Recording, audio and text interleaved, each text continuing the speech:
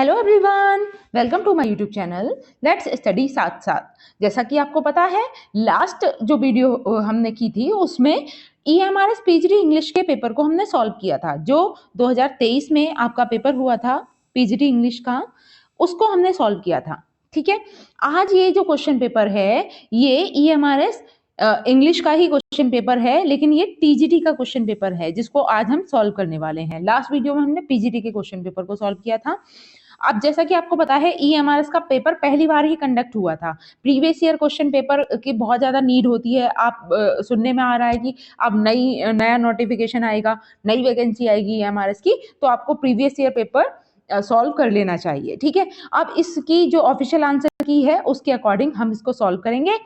अब इसको सॉल्व करने से पहले हमें इसका पैटर्न जानना जरूरी है कि EMRS जो टीजीटी का पेपर होता है उसका पैटर्न किस तरीके से होता है।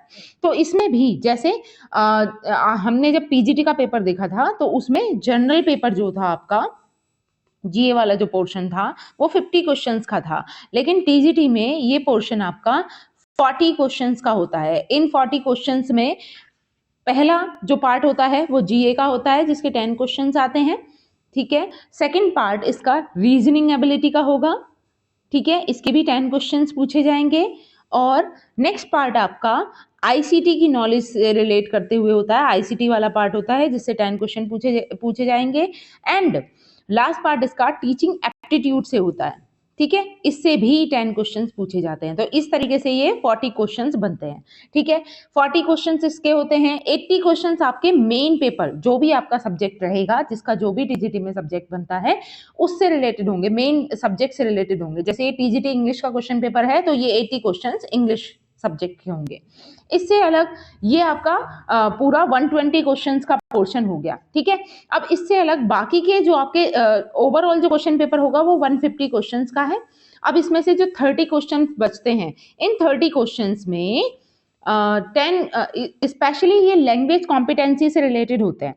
ठीक है, इसमें 3 लैंग्वेजेस का क्राइटेरिया है और तीनों लैंग्वेजेस में सेपरेटली सब पास होना जरूरी होता है। 40% मार्क्स लाने जरूरी होते हैं। 3 लैंग्वेजेस कौन सी होती हैं? तो एक तो हिंदी लैंग्वेज है, एक इंग्लिश लैंग्वेज है और एक आपकी रीजनल लैंग्वेज है। ठीक है, और जिसकी रीजनल लैंग्वेज हिंदी है तो वो यहाँ पर भी हिंदी ही कंसिडर कर लेता है। ठीक है, तो इस तरीके से ये होता है। 10 मार्क्स के 10 क्वेश्चंस हर एक लैंग्वेज से पूछे जाते हैं और हर एक लैंग्वेज में सेपरेटली पास होना बहुत ज़्यादा जरूरी है, तभी आपका बाकी का पेपर की कट ऑफ को कंसिडर किया जाएगा। ठीक है, तो जैसे 10 क्वेश्चन आएंगे तो इसमें से 4 क्वेश्चन सही करना जरूरी होता है। ठीक है, तो ये आपका पैटर्न होता है। तो आप समझ चुके होंगे अभी तक। 40 क्वेश्चंस आपके जनरल पेपर के, 80 क्वेश्चंस आपके मेन सब्जेक्ट के एंड 30 क्वेश्चंस आपके लैंग्वेज कॉम्पिटेंसी के। इस तरीके से आपका ये पूरा क्वेश्चन पेपर बटा हुआ है 150 क्वेश्चंस में। चलिए शुरुआत कर लेते हैं आप फर्स्ट क्वेश्चन से। ये 2023 का आपका क्वेश्चन पेपर है। देखिए, according to the economic survey of India 2022-23, the gross enrolment ratio in schools has seen a decline in 2021-22 in comparison with 2013-14 for which of the following label। तो यहाँ पर specially labels के बारे में पूछा जा रहा है, ग्रॉस एनरोलमेंट रेशो के बारे में पूछा जा रहा है। अब यहाँ पे जो नीचे यहाँ पे ऑप्शंस दिए हैं, इनमें से चूज करना है। Choose the correct answer from the codes, only C, only B and C, only A या ओनली बी। तो यहाँ पर जो राइट आंसर है वो होगा ओनली ए। ठीक है, ओनली ए यानी प्राइमरी एजुकेशन। नेक्स्ट चलते हैं। नेक्स्ट क्वेश्चन है, which of the following women's hockey team won the Torneo del Centenario 2023 title. तो कौन सी टीम ने जीता था? यहां पर जो राइट आंसर है वो है India. Next question is, Alamgirnama is the chronicle of the region of which of the following Mughal emperor. तो राइट आंसर है Aurangzeb. Next is, which of the following is an example of a permanent executive in India? तो permanent executive in India a civil servant। according to the options यहाँ पर answer करना था। Next is, In which country is the first ever Indian Institute of Technology IIT campus outside India going to be set up? तो कौन सी country है वो? उसका name है Tanzania. Option number D is the right answer. Next is when an ant bites a human, what does it inject into the human skin? यहां पर right answer है formic acid. Option number B. Next is which of the following statement is correct in relation to the right of children to free and compulsory education act 2009 RTE act? तो यहां पर कौन सा correct है according to this act? Options है no child is denied admission in a school according to this act for the lack of age proof. The act applies to the whole of the India except the state of Jammu and Kashmir. Elementary education in this act is defined as education from class 1 to 6th. The act provides for free education to all children up to the age of 16. तो यहाँ पर जो right answer है according to the answer key ये है option number A. No child is denied admission in a school according to this act for the lack of age proof. Next is yes, the longitudinal valley lying between lesser Himalaya and the Shivaliks are known as कुल्लूज, Pir Panjal range, Purvanchal या फिर दून्स. तो ये है dunes. Option number D is the right answer. Next is which of the following pairs of the place of historical significance and the countries within which they fall is match correctly. तो इसमें से कौन सा correct matched है वो देखना है हमें. न्यूरेमबर्ग फ्रांस, रिबोनिया दक्षिण Africa, Versailles Germany, Saint Petersburg England. तो यहां पर जो करेक्टली मैच्ड है ना वो साउथ अफ्रीका का रिबोनिया है. ठीक है, तो राइट आंसर है ऑप्शन नंबर बी. ठीक, moving to the next question. Which of the following industrialist was awarded the Padma Bhushan 2023 in the field of trade and industry? यहाँ पर एस है. ठीक है, वाज है. तो यहाँ पर किसको अवार्ड मिला ट्रेड एंड इंडस्ट्री के लिए? तो Kumar Mangalam Birla. Okay, option number 4 is the right answer. Next, ये पार्ट 1 था जो जीए से रिलेटेड था. ठीक है, 10 क्वेश्चंस इसमें पूछे गए. अभी 10 क्वेश्चंस आपके रीजनिंग से रिलेट करते हुए आएंगे. ठीक है, अब ये काफी लेंथी क्वेश्चन है. इसमें देख लेते हैं क्या पूछा गया. In this question a question is followed by two statement number first and second. You have to decide whether the data provided in the statement are sufficient to answer the question. Read both the statement and decide the appropriate answer. तो पहले statement read out करते हैं. देखो पहले question देखते हैं, question क्या है और उसकी स्टेटमेंट्स क्या है. फिर हमें ये देखना होगा कि दोनों ही स्टेटमेंट रिक्वायर्ड है या फिर किसी एक स्टेटमेंट से काम चल जाएगा. ठीक है, तो क्वेश्चन है how many students of class 11th have got exactly 80% marks in physics in annual examination if total number of student in a class is 80. ठीक है, क्वेश्चन आप समझ गए होंगे कि 11th कक्षा में छात्रों की कुल संख्या 80 है. तो कक्षा में कितने छात्रों ने वार्षिक परीक्षा में भौतिकी में ठीक 80% अंक प्राप्त किए हैं. Statement 1, 45 students of class 11th have got more than 80% marks in physics in annual examination. और second statement है 30 students of class 11th have got less than 80% marks in physics in annual examination. तो question के answer के लिए हमें दोनों ही statement required होंगी और राइट आंसर हो जाएगा second. Both statement first and second together necessary to answer the question. Okay, moving to the next question. Next है 3 statements have been given which are followed by 2 conclusions, first and second. Assume that the given statement are true. Find out which of the conclusion are definitely true. तो यहाँ पर पहले हमें statement देखनी है, फिर इनके दोनों कंक्लूजन देखना है और फिर देखना है कि कौन सा सही है. ठीक है, statement P is lesser than T and Y is lesser than W and P is lesser and is equal to Y. तो कंक्लूजन है आप देख पा रहे होगे. यहां पर जो राइट आंसर है ना वो है fourth. Only conclusion second is true. Okay, only ये जो कंक्लूजन सेकंड है यही ट्रू है.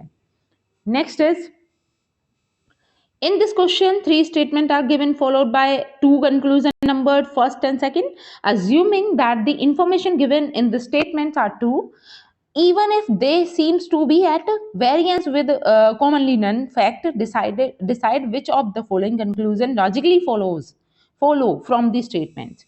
तो पहले statements देखेंगे फिर conclusion. Analogy से क्वेश्चन है, all caps are socks, all frocks are masks, all masks are socks. Conclusion है, some frocks are caps, some masks are caps.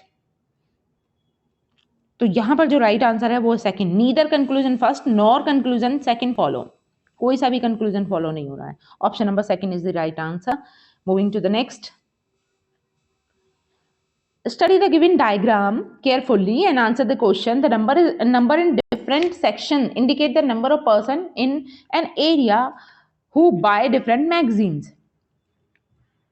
ठीक है, तो यहाँ पर शेप दी हुई है डिफरेंट, जैसे कि ये ऐसे लोग हैं जिन्होंने अलग अलग किस्म की मैगजीन खरीदी हैं. जैसे ट्रायंगल में आप देख पा रहे हो नंदन मैगजीन वाले हैं, सर्कल में चंपक मैगजीन वाले हैं, और जो आपका स्क्वायर है उसमें सरिता मैगजीन वाले हैं. ठीक है, तो यहाँ पर क्वेश्चन क्या है, what is the number of person who buy both Champak and Nandan but not Sarita.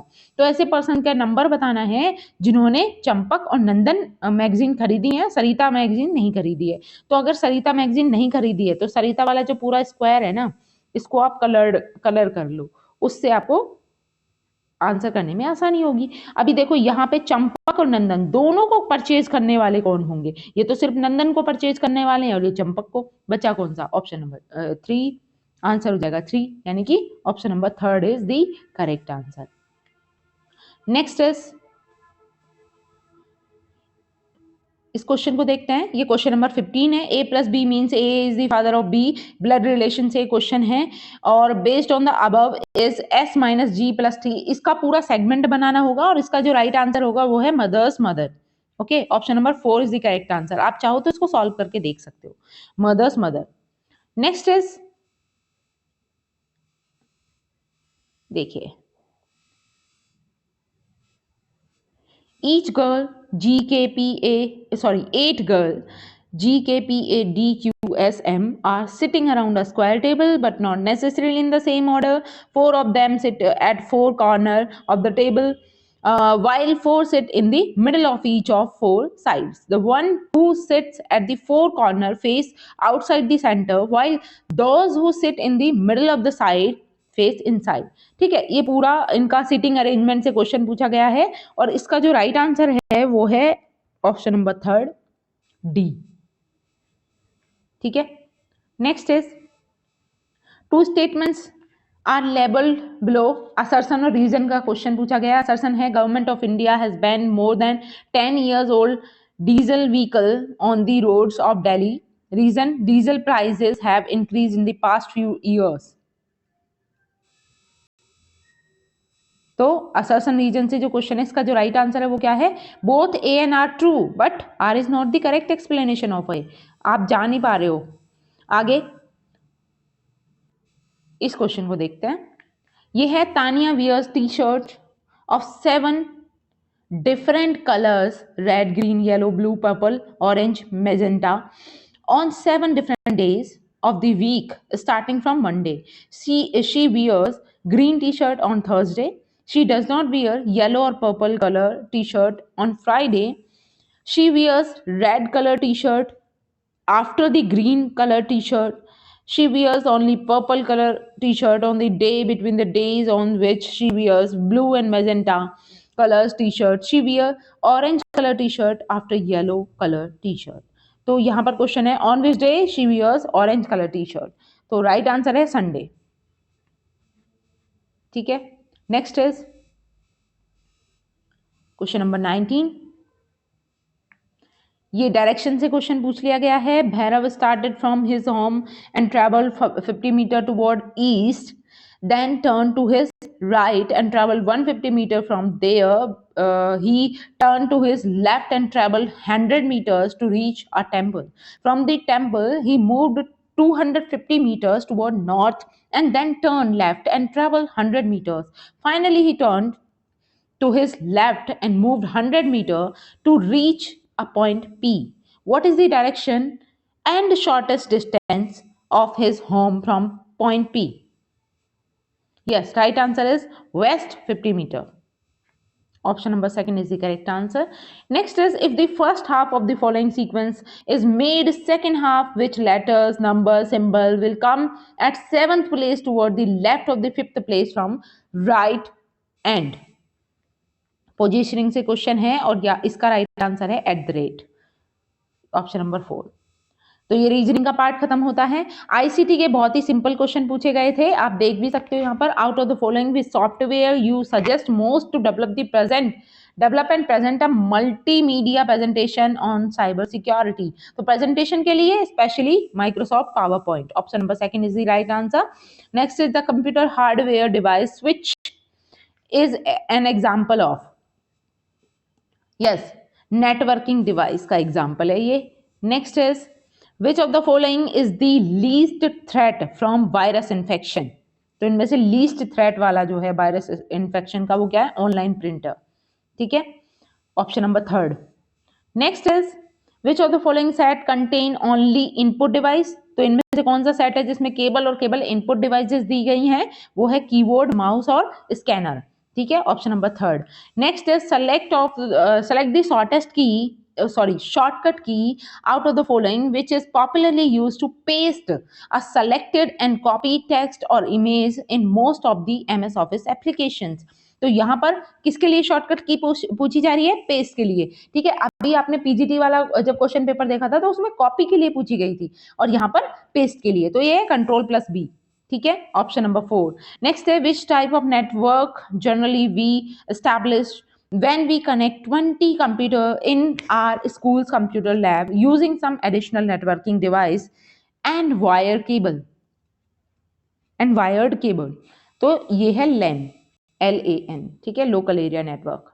Next is in computer terminology HTTPS stands for? बहुत ही सिंपल है, इसकी फुल फॉर्म पूछी गई है HTTPS की, ठीक है, तो क्या होगी? हाइपरटेक्स्ट ट्रांसफर प्रोटोकॉल सिक्योर, ठीक है, option number D is the right answer. Next is which of the following is not an example of web browser? Web browser का एग्जांपल कौन सा नहीं है? एज, फायरफॉक्स, ओपेरा, एंड्रॉइड, तो Android नहीं है, option number third is the right answer. Next is arrange the following memory units in ascending order of their capacity?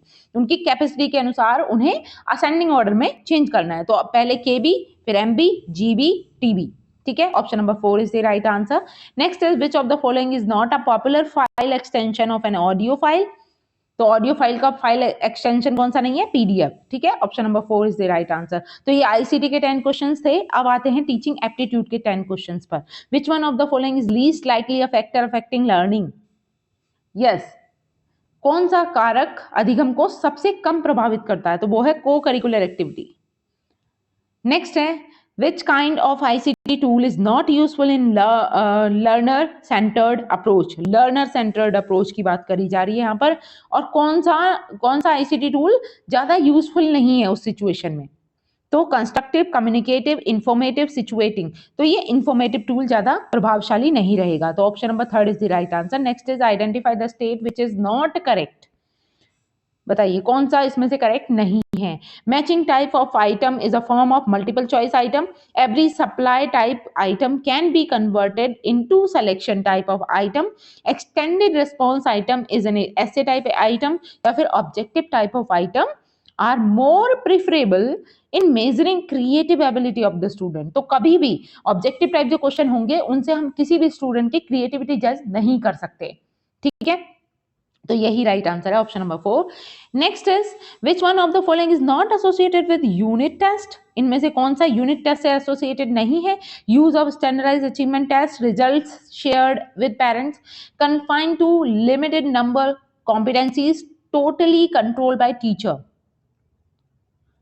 तो यहां पे पूछा गया था एसोसिएटेड नहीं है यूनिट टेस्ट से, तो वो है यूज स्टैंडर्डाइज्ड अचीवमेंट टेस्ट, ठीक है, option number A is the correct answer.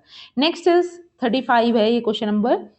A creative student is one who has, एक क्रिएटिव स्टूडेंट कौन है? मेमोराइजेशन एबिलिटी हो जिसके अंदर, एबिलिटी टू सॉल्व प्रॉब्लम हो, originality and flexibility of ideas हो, या फिर अबव एवरेज IQ हो। तो आप समझ ही गए होंगे, राइट आंसर है ऑप्शन नंबर 3, ओरिजिनलिटी और फ्लेक्सिबिलिटी ऑफ आइडियाज होना चाहिए, ठीक है, वही क्रिएटिव स्टूडेंट है। Next is which principle of play way method help in cultivate self discipline? तो कौन सा प्ले वे मेथड का प्रिंसिपल है जो कल्टीवेट करता है सेल्फ डिसिप्लिन को? वो है प्रिंसिपल ऑफ कंप्लीट फ्रीडम, ठीक है, option number 3 is the right answer. Next is complete the statement in teaching if nothing has been learn, nothing has been dash, तो nothing has been taught, statement को पूरा करना था और यहां पर इस ब्लैंक में आएगा टॉट। नेक्स्ट है विच is not an advantage of integrated text book? Integrated text book की कौन सी एडवांटेज नहीं है? These may not suit students' individual learning style. Such textbook provide support to inexperienced teachers. या फिर textbook can be used as a syllabus. These provide ready-made material. तो यहाँ पर पूछा गया है कि क्या एडवांटेज नहीं है, तो वो है option number 1, These may not suit students' individual learning style. ठीक है, नेक्स्ट है a teacher first tells the rule and principle and then cites example to explain the concept which approach she or he is adopting. Explanatory है, इन्वेस्टिगेटरी है, inductive है या deductive है? तो ये डिडक्टिव अप्रोच होता है। इंडक्टिव में पहले एग्जाम्पल टू रूल चलते हैं इंडक्टिव में, ठीक है, और यहाँ पर रूल टू एग्जाम्पल है तो ये डिडक्टिव है। Option number D is the right answer. Next है Which one of the following is not a characteristics of assessment for learning? Assessment for learning से क्वेश्चन पीजीटी में भी पूछा गया था, यहां भी पूछा गया है। असेसमेंट फॉर लर्निंग का कैरेक्टरिस्टिक्स कौन सा नहीं है? It is a judgemental and hence evaluative, यही इसका राइट आंसर है, ऑप्शन नंबर ए, ये इसका कैरेक्टरिस्टिक्स नहीं होता है। नेक्स्ट इज अब हमारा मेन सब्जेक्ट का पार्ट शुरू होता है, ये पार्ट 5। अब यहाँ तक के क्वेश्चन तो सभी टीजीटी के एस्पिरेंट के लिए इंपॉर्टेंट थे, सभी सॉल्व कर सकते हैं, और ये पार्ट 5 जो है स्पेशली ये टीजीटी इंग्लिश वाले कैंडिडेट्स के लिए है। अभी हम 80 क्वेश्चन जो करेंगे वो इंग्लिश से रिलेटेड करेंगे, और इसमें भी आप देखोगे ज्यादातर जो पोर्शन है ना वो ग्रामर का पोर्शन है इसमें, ठीक है। पहला क्वेश्चन इसमें देख लेते हैं, ये क्वेश्चन नंबर 41 है, ठीक है, क्योंकि 40 क्वेश्चंस आपके जनरल पेपर के हो गए। Identify the tense in the following sentence, Sita is going to leave for London tomorrow, तो कौन सा टेंस है इसमें?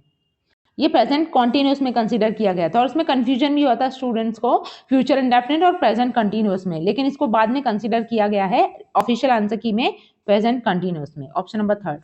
Next is Ram can do it now, इसमें क्या करना है? Choose the option in which voice of the given sentence has been correctly changed. तो यहाँ पर हमें सेंटेंस को देखना है, पहले तो ये एक्टिव में है पैसिव में, और फिर इसकी वॉइस को चेंज करना है। Ram can do it now, तो इसकी वॉइस का जो ये एक्टिव वॉइस में है इसको पैसिव वॉइस में चेंज करेंगे, तो इसका राइट आंसर बनेगा it can be done by Ram now, ठीक है, option number 3 is the right answer.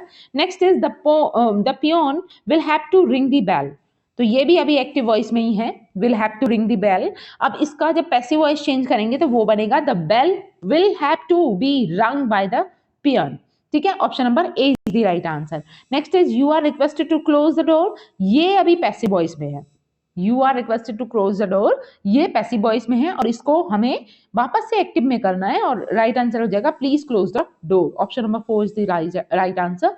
Kamal is singing a song, आप पहचान ही रहे हो एक्टिव वॉइस में है sentence, Kamal is singing a song. अब इसको पैसिव वॉइस में चेंज करना है, तो a song is sung by Kamal, sorry is being sung by Kamal, option number 4 is the right answer, ठीक है।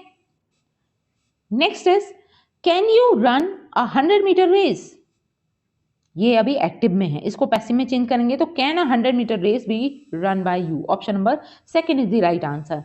Moving to the next question is, एक second,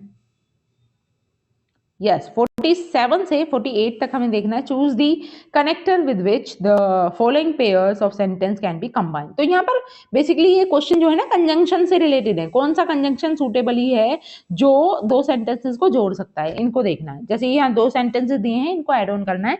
Ram was slow in the beginning, he won the race, तो यहाँ पर कौन सा conjunction आएगा?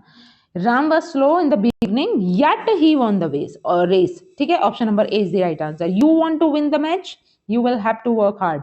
तो यहाँ पर जो कंजंक्शन है वो आएगा since, option number third, since. Next is choose the option in which the underlined clause in each of the following sentence has been correctly identified. तो यहाँ पर clauses से क्वेश्चन पूछे गए हैं. पहला है he replied that he worked whenever he liked. तो यहाँ पर कौन सी क्लॉज है? तो ये है principal clause, option number third is the right answer. Next है it has been seen that virtue is its own reward. ठीक है, ये कंप्लीट कर लेना. यहाँ पर डी है रिवॉर्ड. ठीक, तो यहाँ पे ये जो अंडरलाइन क्लॉज है इसमें कौन सी क्लॉज है ये पूछा गया है, तो ये है noun clause. Option number 4 is the right answer. Next is I have read the letter you sent me last week. You sent me last week, इसमें कौन सी क्लॉज है? क्लॉज पहचाननी है. एडजेक्टिव, एडवर्ब, प्रिंसिपल या फिर नाउन क्लॉज. तो ये है adjective clause. A Kamal help me as he is a dear friend. तो यहां पर जो क्लॉज है वो है adverb clause, option number second. Next चलते हैं.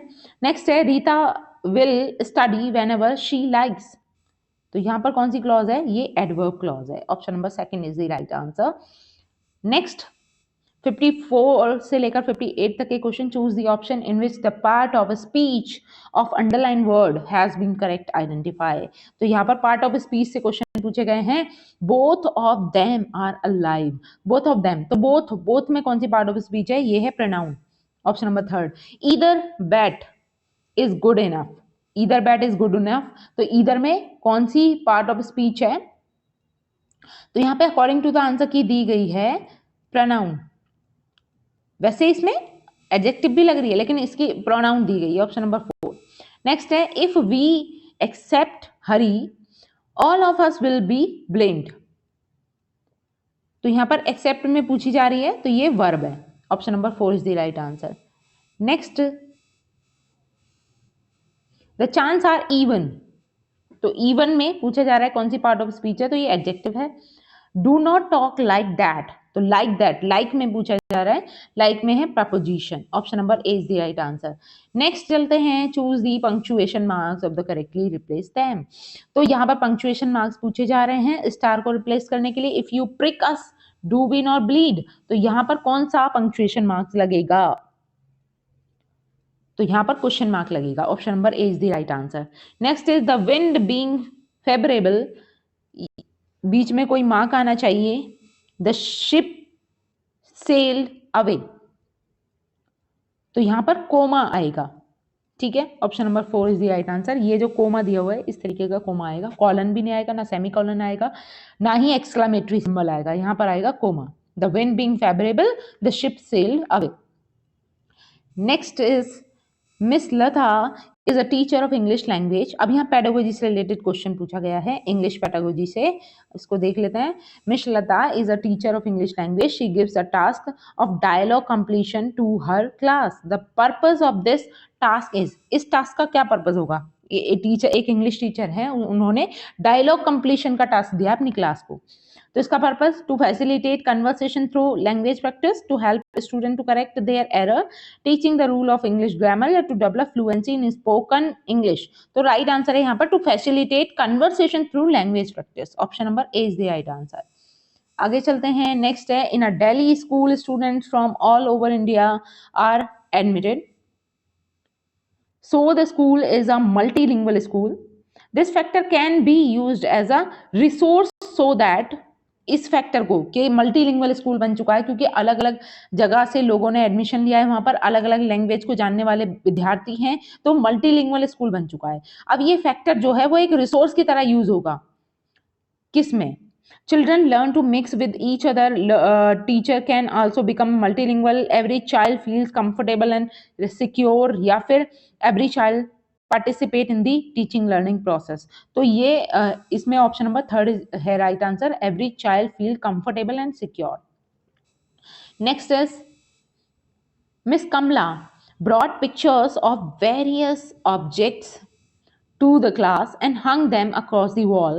The students were tasked to see them and told their names in English, and then she introduced alphabet to the class. This approach is called.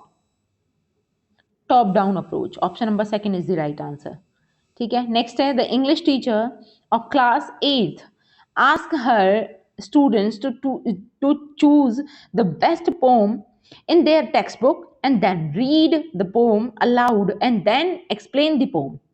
Her major aim is, उसका major aim क्या है? To make them appreciate and enjoy poetry, to train them to be poets, vocabulary development या फिर teaching of language structure. तो right answer है to make them appreciate and enjoy poetry. Option number A is the right answer. Next is to make, यहाँ पर T है, to make the teaching learning process interesting a teacher made use of gestures to tell a story to the class. Then she tasked the students to draw pictures based on the story. What was her purpose? उसका purpose है to access their comprehension of the story. ठीक है, option number A is the right answer. आगे चलते हैं। 66 से लेकर 70 तक क्वेश्चन जो बनेंगे वो इसी पैराग्राफ से बनेंगे। ठीक है, तो ये पैराग्राफ आप रीड आउट कर लेना। क्वेश्चन हम देख लेते हैं। पहला क्वेश्चन है इसमें, why did Kamala join this school in class 9? तो कमला ने क्लास 9 में ये स्कूल क्यों ज्वाइन किया? तो इसका राइट आंसर है his previous school was only till class 8। ठीक है, आगे चलते हैं। Why did he take the last bench in the classroom? उसने क्लासरूम में लास्ट बेंच ही क्यों ली? तो इसका राइट आंसर है बोथ 3 and 1, तीसरा और पहला, यानी कि he was shy by nature and he was new to the class, इसलिए उसने लास्ट बेंच ली। वाई डिड कमल, सॉरी ये कमला नहीं था, कमल था। Why did Kamal slip down in his performance? तो कमल स्लिप डाउन कैसे क्यों हो गया अपनी परफॉर्मेंस में? He found the method of teaching uninteresting. ठीक है, option number 3 is the right answer. Next is, how can the teaching learning process be improved in the class? तो टीचिंग लर्निंग प्रोसेस को कैसे इंप्रूव किया जा सकता है क्लास में? The teacher should attempt a closer bond with the students. Option number 4 is the right answer. Next is, why was the math teacher not very successful? तो math teacher ज्यादा successful क्यों नहीं हुआ? She had no interaction with her students. ठीक है, ये paragraph से ही है क्वेश्चन यहाँ तक के। आगे चलते हैं।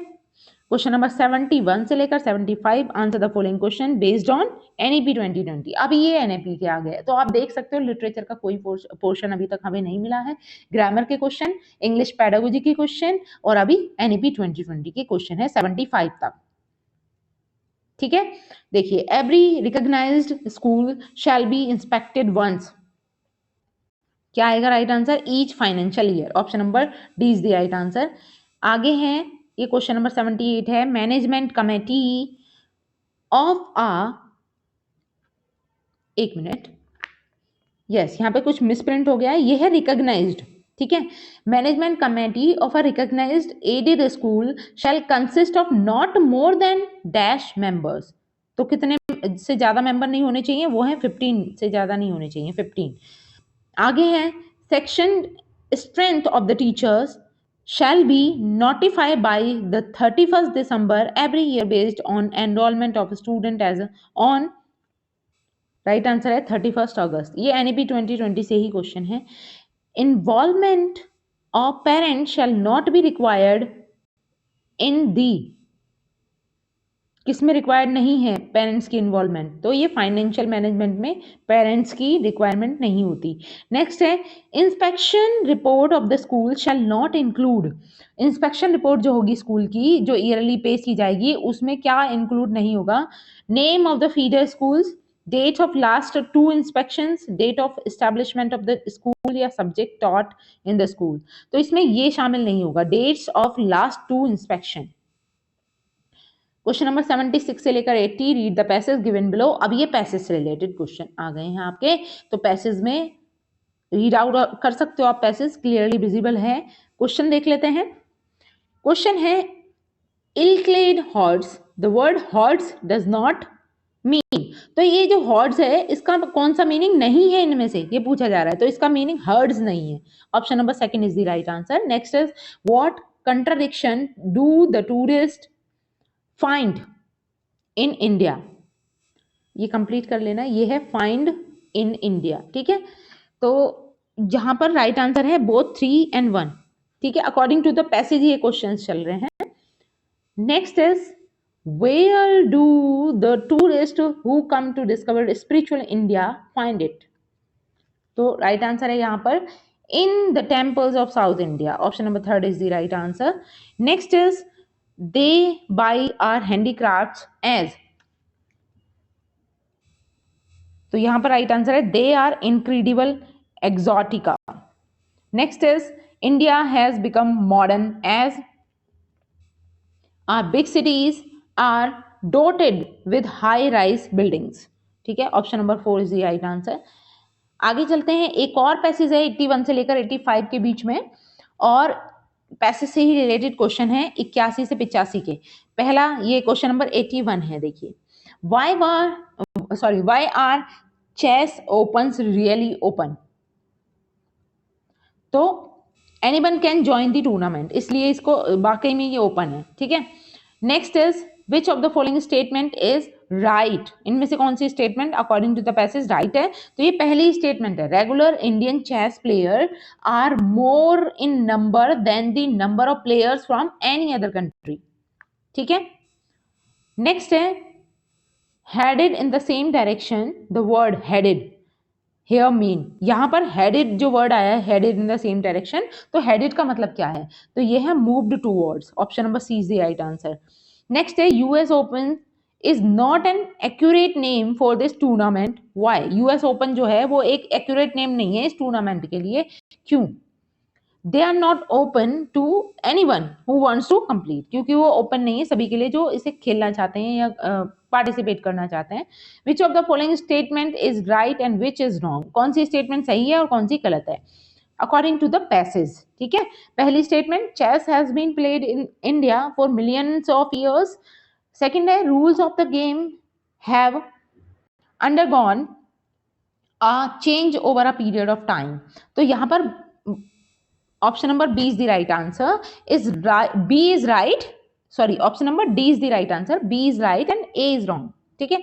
ए जो स्टेटमेंट है वो रॉन्ग है, क्योंकि मिलियंस ऑफ ईयर से इंडिया में चेस नहीं खेला जा रहा है. नेक्स्ट, फिर से एक और पैराग्राफ है. तो ये थर्ड पैराग्राफ है इसका, आप देख सकते हो 86 से लेकर 90 तक इसके क्वेश्चंस हैं. थर्ड पैराग्राफ है. क्वेश्चन नंबर 86 ये है. ठीक है. What had she done just before falling ill. तो यहां पर आएगा bought health insurance. Option number D is the right answer. Next is people, ये पी है यहाँ. People incessantly complain. Which one of the following does not mean the underline word. तो इसका मतलब कौन सा नहीं है इनमें से. तो यह occasionally. Option number C is the right answer. Next चलते हैं. ये भी पैराग्राफ से ही रिलेटेड क्वेश्चन हैं. When one is about to get cured one feels that. both 3 and 4. ठीक है. Option number A is the right answer. Next है, the writer does not feel averse to hospitals as she feels safe there. Option number third is the right answer. why did the narrator go viral. तो right answer है यहां पर narrator viral क्यों होता है. Option number 1, she suffered from a viral fever. Next is a teacher in her letter to the principal to her school shall address her as. देखिए, ये paragraph से क्वेश्चन थे यहाँ तक के. अब ये जो क्वेश्चन है ये आपका फिर से लेटर कंपोजिशन से पूछ लिया गया है. A teacher in her letter to the principal. एक टीचर है जो प्रिंसिपल के लिए अपना एक लेटर लिख रही है अपने स्कूल के प्रिंसिपल के लिए. तो उसको कैसे एड्रेस करेंगी. Madam, respected madam, dear madam, my dear madam. तो ये madam. Option number A is the right answer. आगे है closing of a letter to a municipal commissioner from a citizen will be. तो क्लोजिंग क्या होनी चाहिए. एक सिटीजन के द्वारा एक म्युनिसिपल कमिश्नर के लिए लेटर लिखा गया है, तो उसमें क्लोजिंग क्या होगी. Yours faithfully. Option number A is the right answer. Next है, report on an event shall not include. क्या इंक्लूड नहीं होता उसमें. Purpose of the report. Option number D is the right answer. Next है, a letter of the complain to the editor of a newspaper shall begin. शुरुआत कैसे होनी चाहिए उसकी. एक कंप्लेन लेटर है. यस, ये है through the columns of your esteemed newspaper I want. ठीक है. Option number D is the right answer. Next is in which order shall the following be written in a notice. तो एक notice में किस order में चीजें लिखी जाती हैं, ठीक है। तो पहले स्कूल का name, then topic, then content, फिर इशूइंग अथॉरिटी, ठीक है।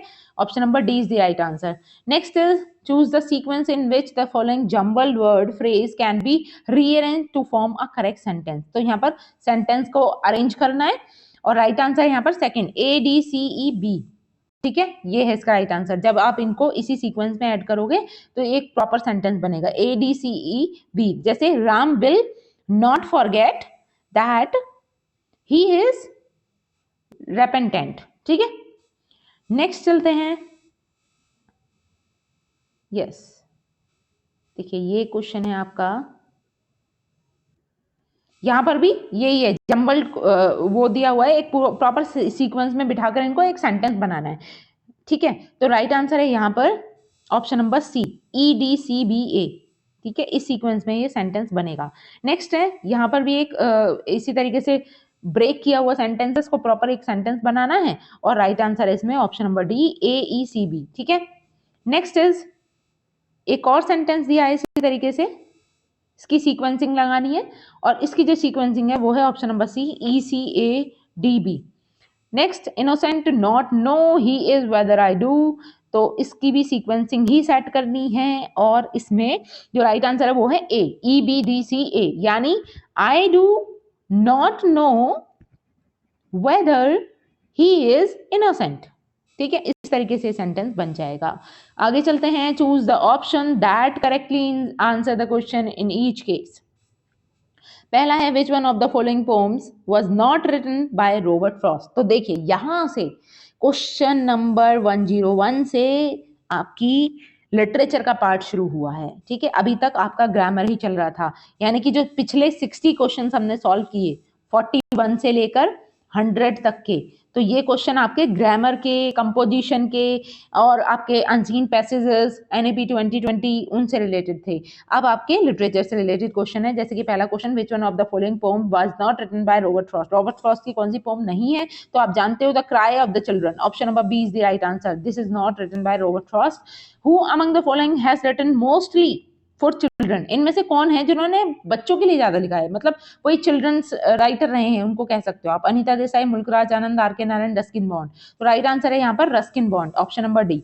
Next is who in his novels created an imaginary town called Malgudi. तो मालगुडी के नाम कौन नहीं जानता मालगुडी को, है ना। एक इमेजिनरी प्लेस है और अक्सर अपने नॉवेल्स में उन्होंने इसका जिक्र किया है, ठीक है। तो कौन है writer? Malgudi, RK Narayan. Option number 3 is the right answer. Next is Shaw, GV Shaw's play Arms and the Man. तो आर्म्स एंड द मैन यहाँ पर क्या चीज इससे रिलेट करती हुई है? Describe war as something romantic, shows that only the bold and brave win a war, celebrate the glory of war, या फिर डिनाउंसेस वॉर। तो राइट आंसर है denounces war, option number D is the right answer. Which poem written by Collis is called our dream poem. Collis के द्वारा लिखी गई कौन सी pome है जिसको ड्रीम पोम कहा जाता है? तो कौन सी पोम है वो? ये है Kubla Khan, option number D is the right answer. Next, अभी भी लिटरेचर का ही पार्ट चल रहा है कंटिन्यूएशन में। देखिए, विच of the following newspaper magazine was not edited by Khushwant Singh. Khushwant Singh के द्वारा कौन सी मैगजीन एडिट नहीं की गई?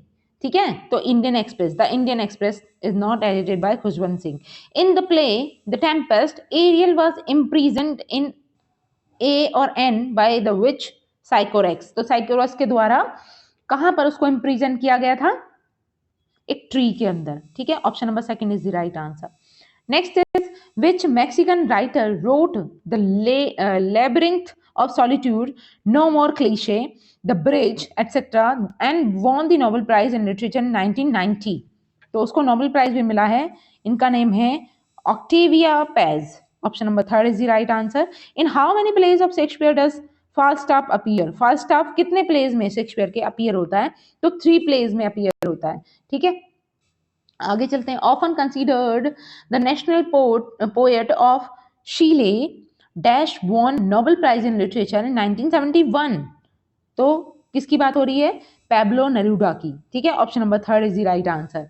Next is in Othello Desdemona falls in love with Othello. Othello क्या था? Prince, king, merchant, general. तो आप सभी जानते हैं जनरल था। Option number D is the right answer. Who wrote things fall apart his first novel. अपना पहला नॉवल किसने लिखा? Things fall apart. और ये टाइटल भी कहां से लिया था ये भी आपको पता होगा, वेस्टलैंड से लिया गया टाइटल है। चिनुआ अचीबे के द्वारा ये वर्क लिखा गया था। Option number third is the right answer. Next is which novel of Hemingway describe how perseverance and dignity can help one battle through the struggle of life। तो कौन सा नॉवल है? The old man and sea. Next is the quality of mercy is not restrained is the opening line of speech delivered by Dash in the Merchant of Venice। तो किसके द्वारा speech दी गई थी Merchant of Venice में, जिसकी opening line ये है, the quality of mercy is not restrained। तो ये है Portia. Option number third is the right answer. Next is which one of Robert browning describe the futile love of a famous Italian painter for his wife Lucrezia। तो Italian painter हैं जिन्होंने अपनी wife के लिए love में ये work लिखा है, जिसका नेम है एंड्रिया डेल सार्टो। ठीक है, option number D is the right answer. Robert Browning है जिन्होंने एक Italian just a second, which poem of Robert Browning described the futile love of famous Italian painter for his wife Lucrezia। तो यहाँ पर ना Robert browning ने अपने एक वर्क लिखा, उस वर्क के अंदर उन्होंने एक इटालियन पेंटर का जिक्र किया है जिन्होंने अपनी वाइफ के लिए अपने लव को रिप्रेजेंट किया है। ठीक है, और राइट आंसर है ये Andrea Del Sarto. Next is an elegy written on the death of Keats. यहां पर कुछ चीजें मिसप्रिंट हैं। तो डेथ ऑफ कीट्स, एक इलेजी जो कीट्स की डेथ पर लिखी गई थी शैली के द्वारा, आप सभी जानते हैं, नाम है उसका Adonais. Option number D is the right answer. Next is yes, ये थोड़ा मिसप्रिंट ही है यहाँ पर। Why is Lady Macbeth called the fourth witch in Shakespeare's play Macbeth. तो फोर्थ विच क्यों कहा जाता है लेडी मैकबेथ को? तो आप चाहो तो नोट डाउन कर सकते हो, ये फोर्थ विच है इससे आगे। ठीक है, ये मिसप्रिंट हो गया है। She taunt Macbeth to kill Duncan. Option number A is the right answer, क्योंकि वो टॉन्ट करती थी कि वो मतलब उसको चढ़ा रही थी एक तरीके से कि वो किंग डंकन को मार दे। Who were the principal member of the group called Lake poet. Lake poet में प्रिंसिपल मेंबर्स कौन कौन थे? जो ग्रुप था लेक पोएट्स का, तो आप सभी जानते हो, वर्ड्सवर्थ, कॉलरिज और साउदी। ठीक है, option number second is the right answer. Next is which poem of Keats begin with the line a thing of beauty is a joy forever। तो ये ओपनिंग लाइन किस पोएम की है? एंडीवियन की। D is the right answer. What message does Keats Ode on a Grecian urn convey? तो Keats क्या message convey कर रहे हैं Ode on a Grecian urn के through? A work of art immortalize youth and beauty। ठीक है, option number third is the right answer. तो यहां तक का पार्ट आपका, ये मेन सब्जेक्ट का पार्ट पोर्शन पूरा होता है। इसमें हमने क्वेश्चन नंबर 41 से लेकर क्वेश्चन नंबर 41 से लेकर 120 तक के क्वेश्चन सॉल्व कर लिए। अब आपका लैंग्वेज कॉम्पिटेंसी वाला पार्ट बचता है, और इसमें मैं लैंग्वेज कॉम्पिटेंसी में मैं जो पोर्शन कराने वाली हूँ वो यहाँ पर रीजनल लैंग्वेज भी हिंदी है। ठीक है, तो हिंदी और जो आपकी दो मेन लैंग्वेज हैं हिंदी और इंग्लिश। तो हिंदी के आपके ओवरऑल 20 क्वेश्चन रहेंगे, क्योंकि ये सामान्य हिंदी वाले रहेंगे, और ये as a regional language Hindi रहेगी, और 10 क्वेश्चन आपके जनरल इंग्लिश के रहेंगे। ठीक है, तो पहले हम जनरल इंग्लिश के पार्ट को सॉल्व कर रहे हैं। ये सभी के लिए एक जैसे थे, सारे सब्जेक्ट वालों के लिए। तो पहला क्वेश्चन इसमें है bread and butter dash to be provided. तो यहाँ पर वर्ब क्या आएगी इसके अकॉर्डिंग, सब्जेक्ट के अकॉर्डिंग? तो bread and butter has to be provided. Option number D is the right answer. Next is I dash your letter yesterday. तो I dash your letter yesterday, इसमें आएगा I received your letter yesterday, क्योंकि past and every tense है। Next is choose the sequence in which the following words phrase can be rearranged to form a correct sentence। तो एक correct sentence बनाना है, और इसमें option number A is the right answer, CEADBE, यानी कि she wondered whether it could be true। ठीक है, option number A is the right answer. Identify the part of the sentence that has an error. Error से related पूछा गया था, इसमें कौन से पार्ट में एरर है? तो यहाँ पर पार्ट नंबर सी में एरर है। ठीक है, ये है part number C, that are नहीं आएगा। This is the only one of his novels, that is only one of his novel आ गया ना, तो उसके नॉवेल्स में से केवल एक है ना, तो यहाँ पर आर ना के इज आना चाहिए था। आगे चलते हैं, identify the tense in the given sentence, Ram should have gone to the market. तो ये इसमें कौन सा टेंस है, Ram should have gone to the market, तो यहाँ पर टेंस है present perfect, option number B is the right answer. आगे चलते हैं, ये जनरल इंग्लिश के 10 क्वेश्चन हैं आपके, और इसमें से 4 क्वेश्चन करेक्ट करने नेसेसरी थे। Choose the word nearly similar in the meaning to the given one. तो करेज, करेज का सिमिलर मीनिंग मतलब सिनोनिम पता करना है, करेज का सिनोनिम फोर्टिट्यूड, ठीक है, option number C is the right answer. Choose the option which is nearly means in the same as the underline idiom. तो इसका सेम मीनिंग वाले ईडियम देखना है, मतलब इसका सिमिलर मीनिंग देखना है। He bids fair to rival his father as a lawyer. तो बिड्स फेयर का मीनिंग क्या होगा, seems likely, option number B is the right answer. Next is choose the word nearly opposite in the meaning. अब इसका opposite देखना है, damage का opposite, compensation, wrong, rapture या फिर मेम। तो डैमेज का अपोजिट हो जाएगा कंपनसेशन, ठीक है। आगे चलते हैं, choose the option in which voice in the given sentence has been change correctly. तो वॉइस चेंज करने का है, एक्टिव पैसिव से पूछा गया है, who is knocking at the door, तो एक्टिव में है, पैसिव में चेंज करना है, by whom is the door being knocked, ठीक है। यहाँ पे ये मिसप्रिंट हो गया है, इसको ना सी के ईडी नॉक्ड है यहाँ पर, ठीक। आगे चलते हैं, fill in the blank in the given sentence by choose one of the given option. क्या आएगा, copper is dash useful metal, तो copper is a useful metal, article से रिलेटेड है और आ जाएगा इसमें आराम से। आगे चलते हैं, अब ये जनरल हिंदी का पोर्शन शुरू हो गया है आपका, इसके भी 10 क्वेश्चंस हैं। अब ये पहले स्टार्टिंग में पैराग्राफ दिया गया था, पैराग्राफ से कितने क्वेश्चन है, 131 से लेकर 33, यानी कि 3 क्वेश्चन आपके पैराग्राफ से थे। पहला क्वेश्चन है यहाँ पर, निम्नलिखित में से क्या करना आसान नहीं है, तो इसका राइट आंसर है उपदेश पर अमल करना आसान नहीं है। लोग किस पर उपदेश नहीं देते, ठीक है, तो लोग किस पर, धर्म परायणता पर उपदेश नहीं देते, ऑप्शन नंबर 4। आगे है, बात का प्रभाव भाषण से अधिक कब पड़ता है, तो ये तीनों ही क्वेश्चन ना आपके अनसीन पैसेज से हैं, ठीक है, जब आप उस पर अमल करके दिखाएं, ऑप्शन नंबर ए। नेक्स्ट, निम्नलिखित में जातिवाचक संज्ञा शब्द, जातिवाचक संज्ञा शब्द पहचानना है, इसमें से जातिवाचक है नदी, option number A is the right answer.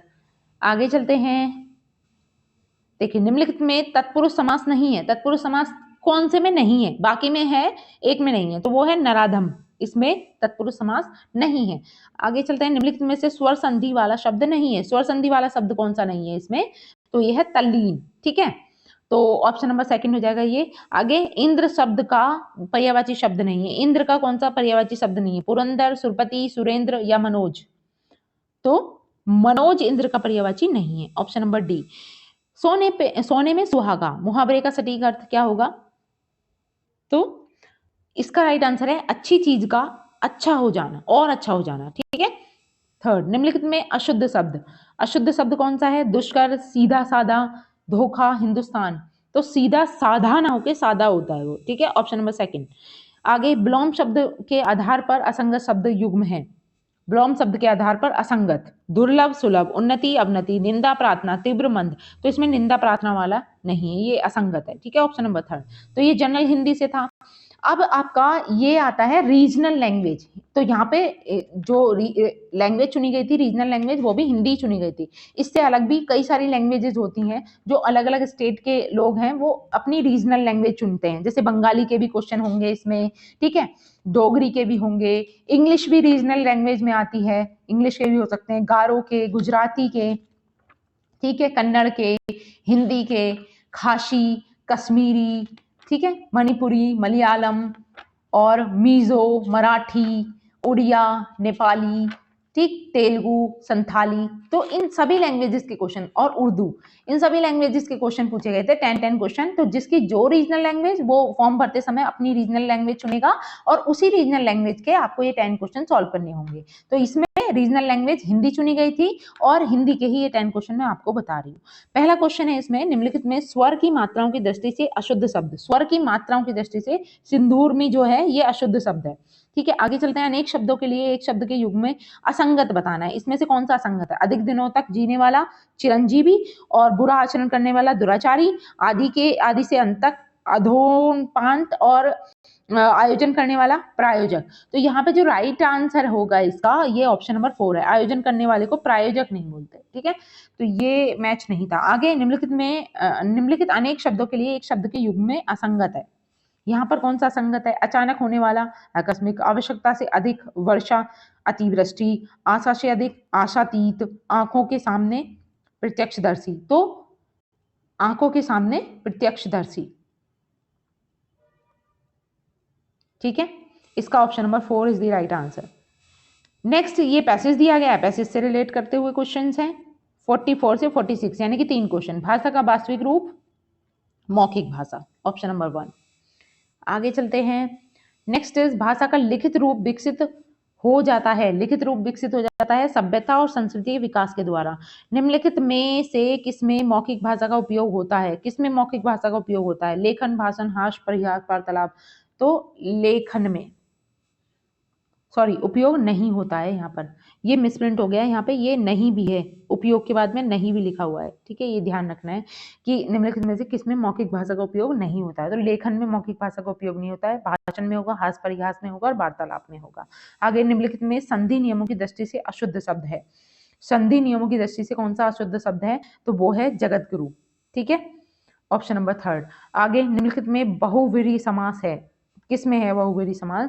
वो देखना है, तो ये है गिरिधर, इसमें है। ठीक है, ऑप्शन नंबर 4। आगे, निम्नलिखित में भौरा का पर्यायवाची नहीं है। तो भौरे का पर्यायवाची कौन सा नहीं है? मनोभाव पर्यायवाची नहीं है। ठीक है, आगे, निम्नलिखित विलोमार्थी शब्द युग्मों में असंगत है। तो इसमें कौन सा असंगत है? कुटिल, सरल, जीवित, मृत, आविर्भाव, प्रादुर्भाव, आगत, निर्गत। तो इसमें यही वाला गलत है, आविर्भाव, प्रादुर्भाव। ठीक है, ऑप्शन नंबर 3। तो ये पूरे 150 क्वेश्चंस का सेट आपका कंप्लीट होता है। ये क्वेश्चन पेपर आपको पता ही है, टीजीटी इंग्लिश का ये क्वेश्चन पेपर था, ईएमआरएस का। ठीक है, आई होप ये आपको अच्छा लगा होगा। और अगर वीडियो आपको अच्छी लगी है तो प्लीज़ इसे लाइक कीजिएगा, शेयर कीजिएगा। चैनल को अभी तक सब्सक्राइब नहीं किया है तो please do subscribe the channel. मिलते हैं नेक्स्ट वीडियो में, नेक्स्ट कोई क्वेश्चन पेपर हम सॉल्व करेंगे। ठीक है, तब तक के लिए thanks for watching, keep learning and keep supporting me. Thank you.